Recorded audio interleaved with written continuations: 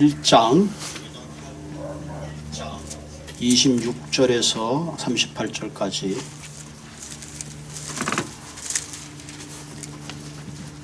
누가복음 1장 26절에서 38절까지 말씀입니다. 제가 봉독해 올리도록 하겠습니다. 여섯째 달에 천사 가브리엘이 하나님의 보내심을 받아 갈릴리 나사렛이라는 동네에 가서 다윗의 자손 요셉이라는 사람과 약혼한 처녀에게 이르니 그 처녀의 이름은 마리아라. 그에게 들어가 이르되 은혜 받은 자여 평안할지어다. 주께서 너와 함께 하시도다 하니 처녀가 그 말을 듣고 놀라 이런 인사가 어찌함인가 생각하며 천사가 이르되 마리아여 무서워하지 말라. 내가 하나님께 은혜를 입었느니라. 보라 내가 잉태하여 아들을 낳으리니 그 이름을 예수라 하라. 그가 큰 자가 되고 지극히 높으신 이의 아들이라 일컬어질 것이요 주 하나님께서 그 조상 다윗의 왕위를 그에게 주시리니 영원히 야곱의 집을 왕으로 다스릴 것이며 그 나라가 무궁하리라. 마리아가 천사에게 말하되 나는 남자를 알지 못하니 어찌 일이 있으리이까. 천사대가 대답하여 이르되 성령이 내게 임하시고 지극히 높으신 이의 능력이 너를 덮으리니 이름으로 나실 바 거룩한 이는 하나님의 아들이라 일컬어지리라. 보라 내 친족 엘리사벳도 늙어서 아들을 배웠느니라. 본래 임신하지 못한다고 알려진 이가 이미 6달이 되었나니 대저 하나님의 모든 말씀은 능하지 못하심이 없느니라. 마리아가 이르되 주의 여종이 오니 말씀대로 내게 이루어지이다 하며 천사가 떠나가니라. 아멘. 오늘 설교 제목은 하나님께 쓰임받는 사람의 특징에 대해서 우리가 함께 말씀을 생각해 보고자 합니다. 18세기 영국에서 시작된 제1차 혁명의 시대는 19세기 전 유럽을 통해서 2차 혁명, 3차 혁명으로 이어졌습니다. 특별히 이번에 코비드-19으로 인해서 대면으로 하는 시대에서 오히려 4차 혁명 시대를 더욱더 앞당기고 있다고 이야기합니다. 기술의 혁신들이 하루가 다르게 달라지고 있습니다. AI, 인공지능, 또 인터넷, 이제는 빅클라우드 혹은 또 그 클라우드 때문에 이제 컴퓨터에 하드 들어가 있고 필요 없는 그런 시대가 되었습니다. 로봇 공학의 발달, 또 3D 프린터가 있어서 이 프린터에 어떤 그 명령을 주면 그 프린터가 평면으로 프린트하는 것이 아니라 컵이라든가 어떤 모양을 컴퓨터가 자동으로 만들어 냅니다. 한마디로 온 지구가 이제는 하나의 네트워크로 연결되어 있습니다. 여러분들 집에 보면 어떤 분들은 벌써 이제 청소하는 동그란 로봇들 그런 게 있잖아요. 코스코에서 팔고 있던데 써보신 분들은 굉장히 좋다 그러더라고요. 또 지금도 굉장히 자율주행차들 많이들 연구하고 있습니다. 심지어 호텔에서는 로봇이 예약을 받습니다. 룸 서비스도 하고 짐도 운반합니다. 심지어는 초밥까지 만든대요. 아주 맛있게 만드는 모양이에요. 초밥도 만들고 또 샌프란시스코 대학병원에서는 로봇이 환자들이 먹는 약을 제조한다고 합니다. 그래서 앞으로 이 제4차 혁명이 생기게 되면 생각하기를 2025년이 되면 이 로봇들이 소위 말하는 컴퓨터가 3분의 1을 우리가 하는 일을 대처하는 시대가 오겠다 하는 거죠. 그래서 일반 사무직이라든가 텔레마케팅 회사 혹은 택시기사, 마트의 계산원들, 지금도 마트에 보면은 이 셀프로 하는 게 많이 생겼잖아요. 경비원 등 많은 우리가 생각하는 일자리들이 없어진다 그렇게 생각합니다. 그래서 앞으로 이런 제4차 혁명을 대응할 만한 인재교육이 그 어느 때보다 시급한 시대에 살아가고 있습니다. 그래서 남들이 가지 않는 길, 또 위험을 감수하면서 끊임없이 도전하는 사람들, 그런 사람들이 필요하다는 거죠. 미국의 빌 게이츠 같은 사람들, 뭐 페이스북의 마크 저버거라든가 혹은 또 우리가 아는 테슬라의 앨런 머스크 같은 사람들, 뭐 스티브 잡스 같은 이런 그 특별한 인재들이 그 어느 때보다도 필요하다고 합니다. 그래서 이제는 스템 교육이 절실한 시대라 그러죠. 이 스템 교육이 뭐냐면은 S 과학, T 테크놀로지, 이 engineering, a art and mathematics 이것이 하나로 융합된 그런 인재가 필요하다는 거죠. 그래서 이제는 어릴 때부터 소프트웨어 교육이 필수라고 그럽니다. 그래서 이 4차 혁명을 주도해 나갈 앞으로 시대에는 보다 융합적인 그런 삶의 방향을 배워나가는 그런 시대가 절실하다고 하죠. 그런 의미에서 우리가 기독교 역사를 생각하면서 앞으로 이런 시대에 정말 하나님 나라를 이루기 위해서 필요한 인재들, 하나님이 원하는 이 시대에 원하는 사람들은 과연 어떤 사람일까 하는 것을 한번 생각해 보려고 합니다. 교회력에는 지난주서 대림절이 시작되었고 오늘이 두 번째 대림절이죠. 대림절이라는 거 한마디로 예수님이 오심을 기다린다 하는 거죠. 예수님이 오실 때 예수님 오심을 기다린 준비된 사람들이 있었다는 거죠. 또 이 시대는 앞으로 더 나가서 이제는 다시 한번 예수님의 재림이 아니라 이제 예수님이 다시 오실 마지막 이 땅에 오실 그것을 준비하는 그런 인재가 필요하다 하는 겁니다. 특별히 예수님이 오신 그때는 양을 치던 목자들, 우리가 잘 아는 대로 먼 동방에서 온 박사들, 혹은 시므온과 같은 선지자들, 혹은 평생 가부가 되어서 기다렸던 안나 가부, 또 우리가 잘 아는 요셉, 오늘은 특별히 그 가운데 예수님께서 특별히 몸을 빌어서 이 땅에 오게 하신 마리아를 우리가 한번 생각해 보려고 합니다. 이 여인은 예수님의 잉태부터 시작해서 그분의 죽으심, 부활, 승천하기까지 가장 가까운 데서 그분의 영광의 자리를 지켰던 그런 분이죠. 그 당시 세상에는 수많은 분명히 여인들이 있었을 것입니다. 그 가운데 갈릴리 지방의 촌 동네에 하나님께서 마리아를 선택하셔서 특별히 놀라운 은혜로 사용하신 그 이유가 무엇일까 하는 거예요. 오늘 본문을 통해서 한 세 가지를 생각해 보려고 합니다. 특별히 마리아가 하나님의 선택을 받은 이유가 뭘까? 첫 번째 중요한 것은 하나님의 주권적 은혜가 그 여인에게 임했다는 거죠. 하나님의 주권적 은혜가 그 여인에게 임했을 때에 이 여인은 그 하나님의 주권적 은혜를 겸손한 마음으로 받아들였다는 거예요. 두 번째는 이 마리아는 하나님의 주권적 은혜를 용기 있는 믿음의 결단으로 그것을 받아들였다. 마지막으로는 마리아는 절대적 순종으로 말미암아 하나님의 나라의 놀라운 구원의 계획에 쓰임받게 되었다 하는 겁니다. 저는 그 첫 번째로 하나님의 주권적 은혜, 여기 우리 본문의 28절에 보면 은혜 받은 자여 평안할지어다. 참 멋진 말이에요. 은혜 받은 자여 평안할지어다. 30절에 보면 내가 하나님의 은혜를 입었느니라. 저는 이 말씀을 묵상하면서 어떻게 보면 예수 그리스도가 이 땅에 오시면 마리아에게 뿐만 아니라 저와 여러분들 온 인류에게 주신 하나님의 은혜 받은 자다. 하나님의 은혜를 입었다 하는 거죠. 여러분, 하나님이 사람을 선택하는 주권적 은혜는 세상이 선택하는 조건적 은혜와 좀 다르죠.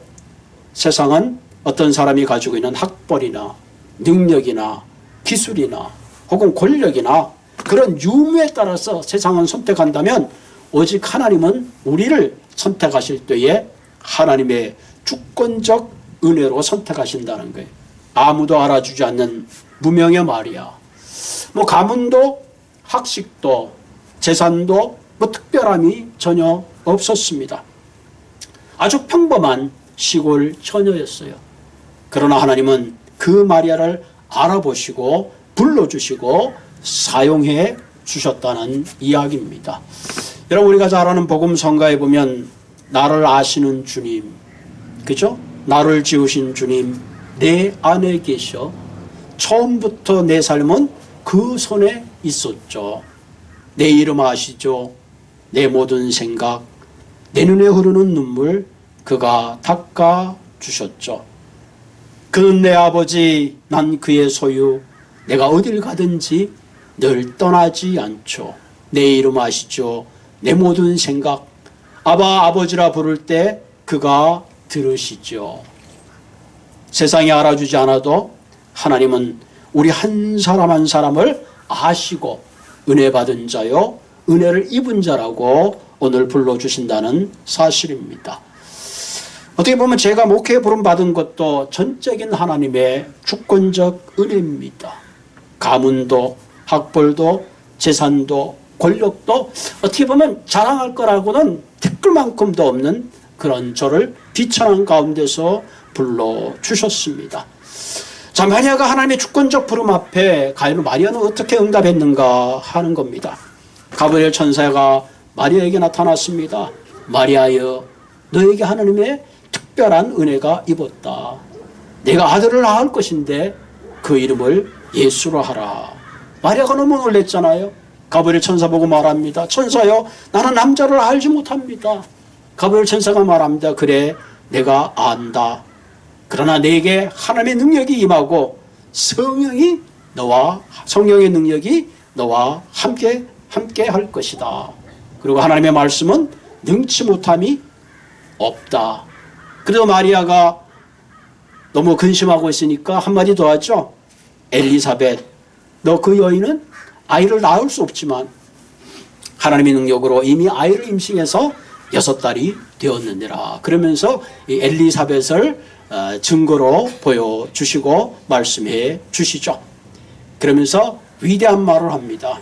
하나님의 모든 말씀은 능하심이 없느니라. 하나님의 모든 것들이 가능하다. 그렇게 얘기했죠. 그때 마리아의 반응은 38절에 나와 있습니다.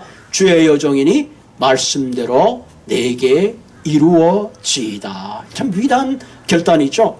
48절에는 그 마리아의 창가에 이렇게 하죠. 비천한 여종을 돌아보셨다. 이 말을 쉽게 이렇게 풀면 이렇게 나는 하나님의 주권적 은혜 앞에 하나님이 저 같은 것도 쓰시겠다면 저는 기꺼이 내 삶을 하나님께 드리겠다 하는 그런 고백입니다. 보통 사람 우리가 하나님의 은혜가 임하기 전에 자신의 처지를 잘 알지 못하죠. 그러나 우리가 하나님의 은혜를 경험하면 경험할수록 나의 부족함과 연약함을 깨닫게 됩니다. 어떻게 보면 바울은 은혜 받기 전에는 굉장히 교만했습니다. 자신만만했습니다. 자신의 학벌도 배경도 가문도 재력도 권력도 그 누구에게도 견줄 만한 굉장한 사람이었죠. 그는 세상에서 가장 의롭고 진리 가운데 서 있었고 하나님을 가장 사랑한다고 생각했습니다. 그랬던 바울이 다메섹에서 예수님의 큰 은혜를 받는 그 순간부터 그의 고백은 달라졌습니다.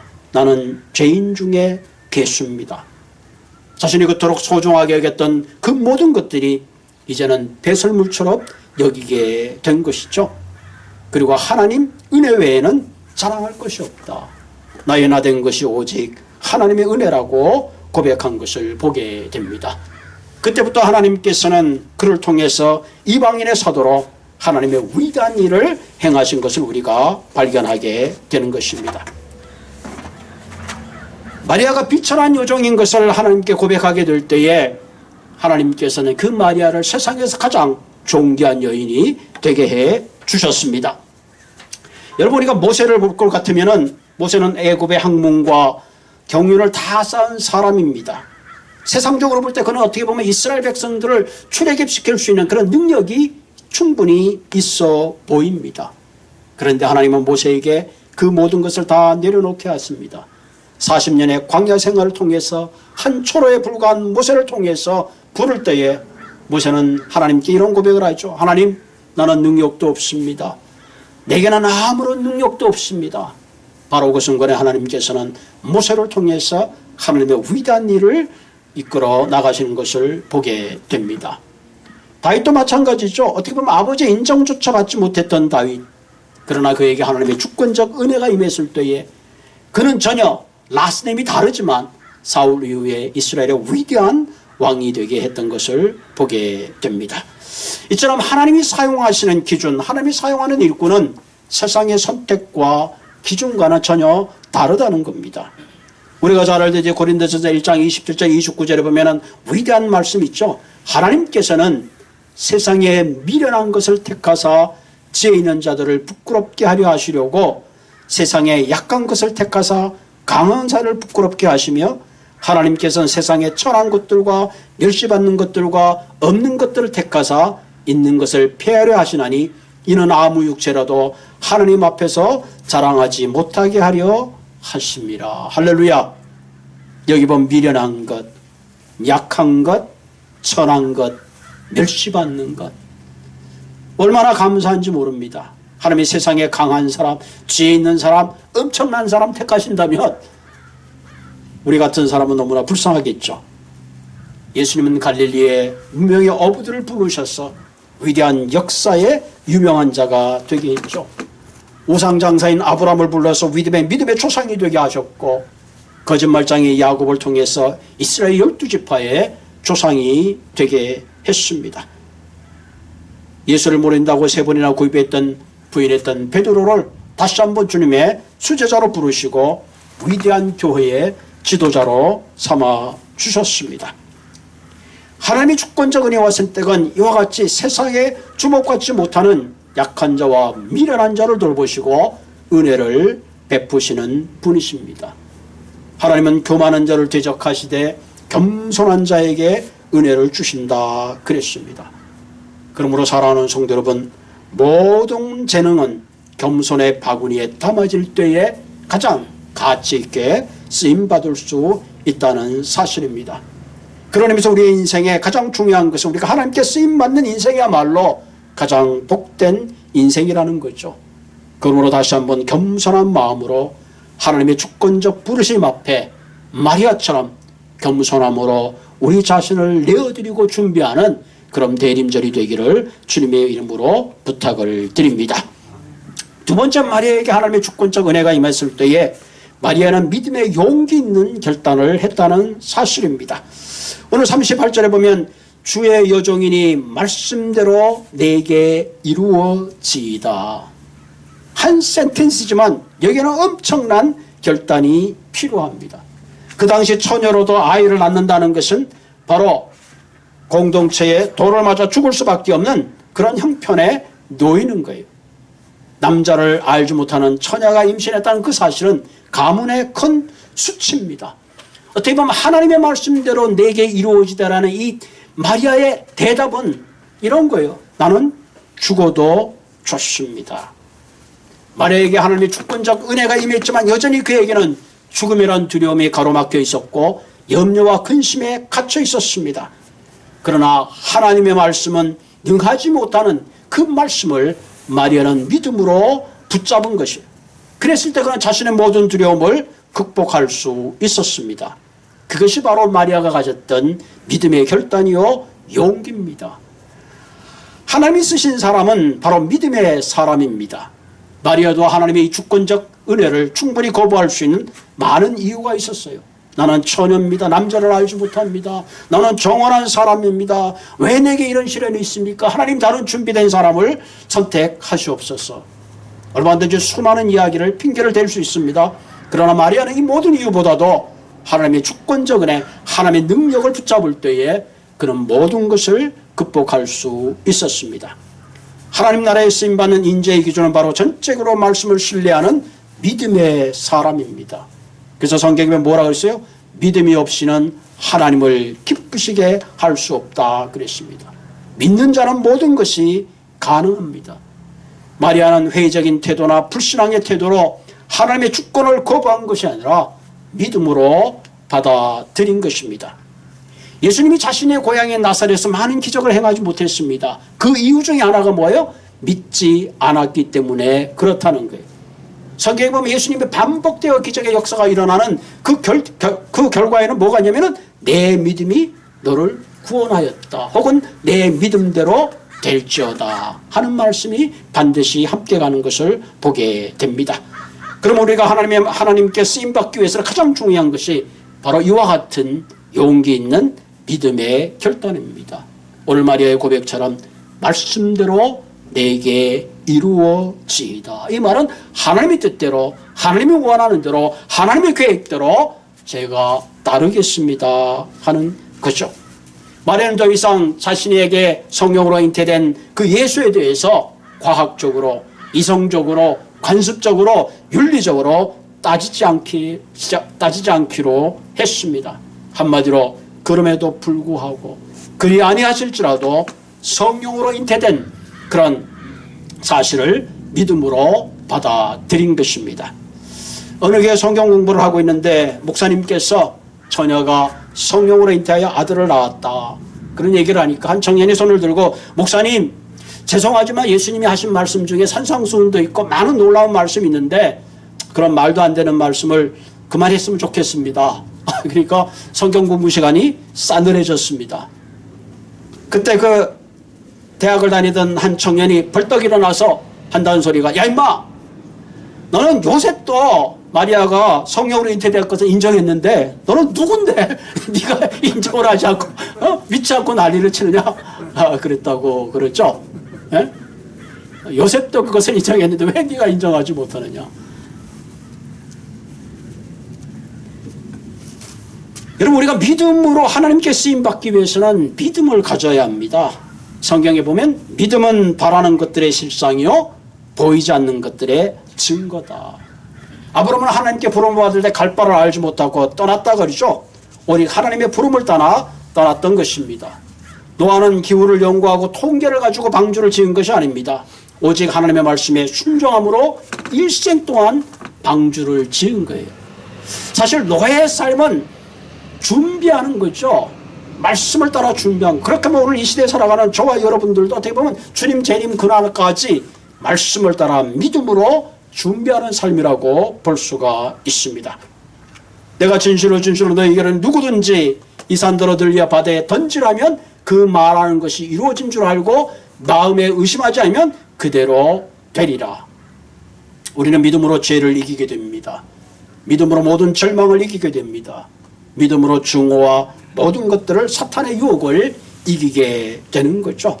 그런 의미에서 믿음은 하나님이 사용할 수 있는 절대적인 기준이요 조건입니다. 할 수 있거든이 무슨 말이냐? 믿는 자에게 능치 못할 일이 없느니라. 우리가 한 시대에 하나님의 필요로 하는 일꾼이 되기 위해서는 반드시 하나님의 말씀, 약속이 이루어질 것이라는 그런 신뢰와 믿음의 사람들이 되기를 주님의 이름으로 부탁을 드립니다. 세 번째 마리아가 가졌던 것 중에 가장 중요한 요소 중에 하나가 뭐냐면 절대적인 순종입니다. 본문 26절과 27절에 보면 마리아는 갈릴리 나셋 동네에 살고 있었고 요셉 청년과 정원한 처녀였습니다. 이 갈릴리 나셋이라는 곳은 이 갈릴리의 남단에 있는 작은 읍입니다. 빌립은 이런 얘기를 했죠. 야, 거기서 무슨 선한 것이 있겠느냐. 한마디로 별 볼 일 없는 그런 시골 동네인 거죠. 그런데 이곳에서 하나님의 주권적 은혜가 시작했다는 거예요. 유대인의 결혼 풍습에 의하면 한국에 옛날에 그랬죠. 부모들이 미리 결혼을 약속합니다. 그리고 성인이 된 후에 그 약속을 확인하는 것이 정혼이라고 합니다. 그리고 정혼한 후에 1, 2년 사이에 결혼식을 올린다 그래요. 유대인들의 성인식은 율법을 이해하고 지킬 수 있는 나이가 남자는 13살, 여자는 12살이라고 그럽니다. 그러니까 성년이 간주되어서 정혼을 했다면 보통 마리아와 요셉이 그때 나이가 16살이면 24살이라고 짐작되어지는 거죠.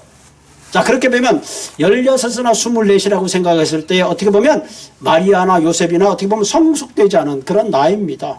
더구나 영적으로 이런 엄청난 하나님의 말씀을 그대로 받아들이기는 정말로 불가능한 미숙한 나이죠. 그 당시 정혼이라는 것은 법적으로 사실상 결혼한 사이로 간주되지만 실제적으로 결혼식을 올리기 전까지 정혼한 부부는 함께 살지를 못합니다. 그래서 마리아도 정혼한 요셉과 떨어져 살았어요. 그래서 마태복음 1장 18절에 보면 마리아가 요셉과 정혼하고 동거하기 전에 이렇게 기록하고 있죠. 오늘 본문에 있는 것처럼 천사가 마리아에게 찾아와 은혜 받은 자여 주께서 너와 함께한다. 마리아가 너무나 겁을 먹었겠죠. 그때 천사가 하는 말은 무서워하지 말라. 너는 하나님의 은혜를 받았고 내가 수태하여 아들을 낳을 것이다. 마리아는 저는 남자를 알지 못합니다. 그러나 성령이 너에게 임하면 너가 아들을 낳을 것이다. 그리고 본문에 보면 하나님의 모든 말씀은 능히 이루어진다. 그렇게 얘기하죠. 그때 38절에 보면 주의 여종이니 말씀대로 내게 이루어지이다. 여기서 보면 이것이 바로 순종의 극치라 할 수 있습니다. 순종의 종이는 하나님의 말씀대로 이루어질 것을 믿고 순종하는 것입니다.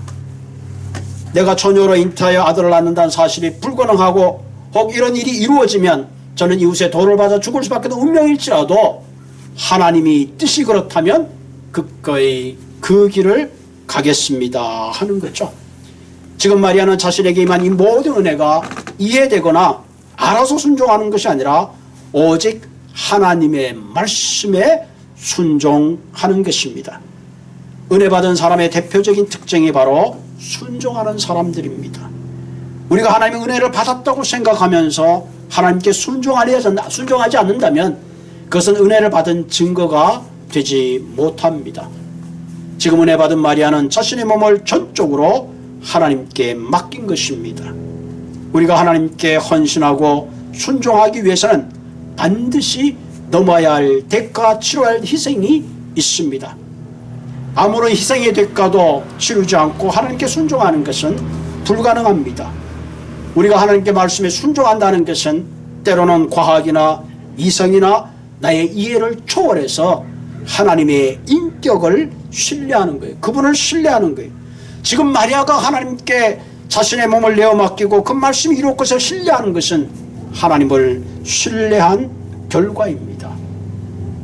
앤드류 머레이라는 분은 반항은 죄인의 체질이다. 그러나 순종은 고된 학습이다 그랬죠.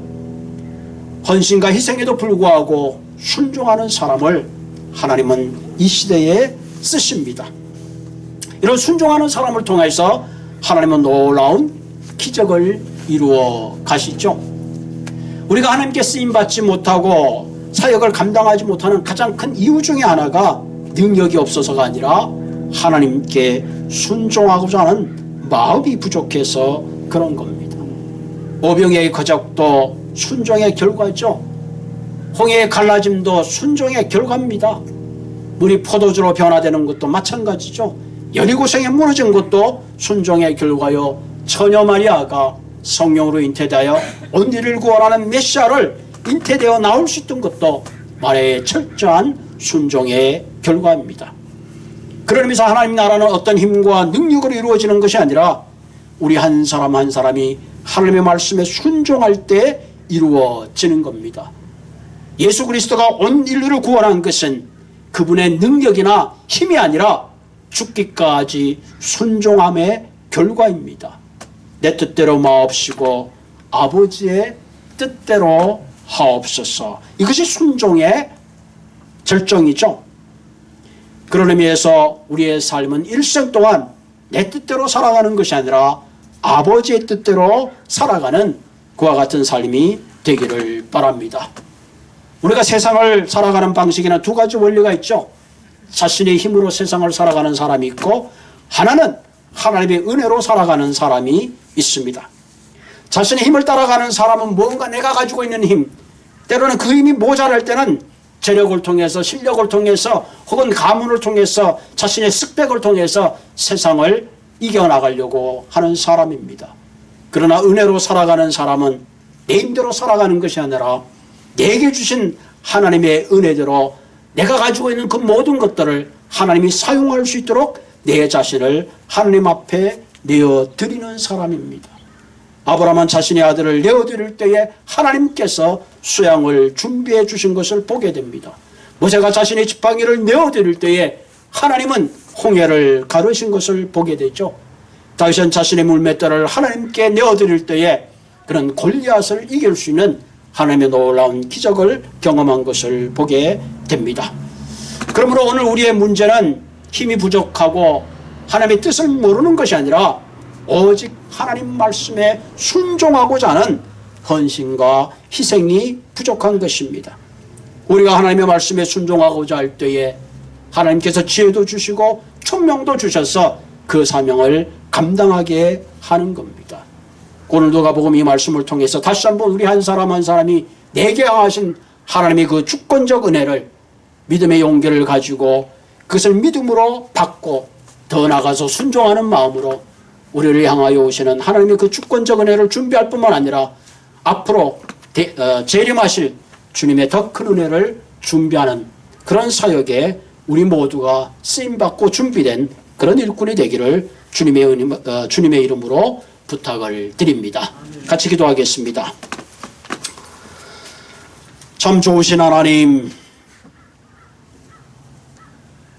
하나님의 주권적 은혜가 마리아에게뿐만 아니라 우리에게도 온 인류에게도 특별히 임했습니다. 그러나 이런 주권적 은혜가 임할 때에 마리아는 겸손함으로 온전히 자신을 드렸고, 그의 이성으로, 그의 과학적으로 도저히 설명되지 않고 도저히 감당할 수 없지만 능치 못한 하나님의 말씀이 이루어질 것을 신뢰함으로 그런 믿음의 결단을 내리며 더 나아가서 철저한 순종을 통하여 온 인류의 구원에 쓰임받는 위대한 여인이 되었던 것처럼 오늘도 이 땅을 살아가는 저희들 하나님의 큰 주권적 은혜 앞에 겸손함으로 나아가게 하시고 믿음의 결단을 갖게 하여 주시며 어떤 대가와 어떤 희생을 치르더라도 순종함으로 주님 다시 재림하는 그날을 준비하는 깨어있는 저희들 될 수 있도록 주님 인도하여 주옵소서. 자비하신 하나님, 때때로 우리가 세상을 살아갈 때에 우리의 힘만으로 부족한 것을 우리는 고백합니다. 그러므로 하나님, 우리의 부족한 지혜를, 우리의 연약함을 주님께 드려오니 질그릇같이 연약하지만 이 시간에 주의 능력으로 우리의 심령을 채우시사 진정으로 이 땅에 하나님 나라를 이루어가는, 복음을 이루어가는, 하나님의 위대한 꿈을 이루어가는 그 귀하고 거룩한 사역에 우리 한 사람 한 사람 쓰임받는 모두가 되게 하여 주옵소서. 나사렛 예수님의 이름으로 감사하며 기도드리옵나이다. 아멘. 이 시간에 찬송가 450